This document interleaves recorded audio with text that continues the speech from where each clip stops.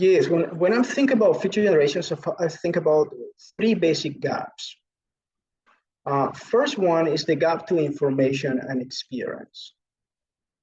Um, Information and experience in the academic world is considered as knowledge, but it's one level of knowledge, all right? So let's say today there is so much information that we can access to, but very little orientation, self-orientation, capacity of filtering and choosing what is the information I need, right? So then the first gap is not only to access to information and experience, but to access to the information and experience that I need. That means that there should be a very clear goal, a roadmap, a process of milestones, awareness of skills and barriers, so that you can see the information and experience you need is that one that will help you to achieve those goals and continue this path. It's very common to see younger generations to read whatever that's interesting and recreative or fulfilling, but not exactly investing their time in what they need because there are no goals in place, there is no purpose in place, there is no roadmap and vision yet in place. So therefore, you can access to anything, but that has the value of nothing because you're not doing anything with it, right? So the first gap is accessing to information and experience that you need. Implies to know what you need. That's different from what you want. Then the second gap means to understand that for that information and experience to be useful, you need to be able to convert it in an outcome. And there is where methods, tools, business models, techniques, systems come into place. But there is no technique, method, or tool that works by itself. You need to be part of the process, or you need to train yourself, or you need to follow the procedure in the right way. And even you have the information about the procedure and the tool, it doesn't mean that you can already do it. For example, if you want to increase your work-life balance, you need to know some breath work, so you're going to breathe consciously. So this is not something that everybody does naturally. It's not as simple as, okay, I breathe in and breathe out. Okay, that works, but there are techniques that help you go deeper in 2-3 seconds.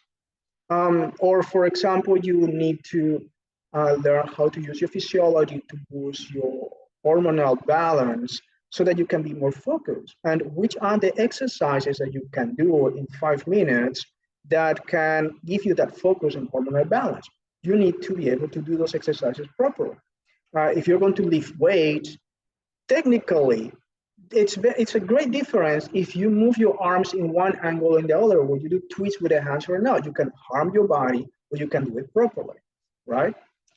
When you use a system of circular economy to design a process, then you need to use the principles for circular economy properly. If you don't use them properly, then it's not circularity what you're doing, right? When you're going to do data analysis, you also need a procedure how to do validated data and utilize the data to project the data. So everything that we use to implement, to make tangible the information and experience into an outcome required of these methods, tools, techniques, and systems. So we need to practice to be able to create outcomes. So this is the next gap.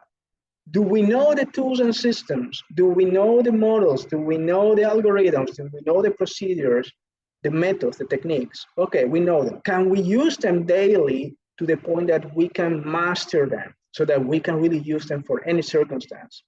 Yes, then we achieve the second gap, right?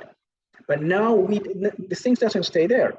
The third gap is about, now that you have the knowledge, now that you have the tool and the skill, you need to use it to change your life.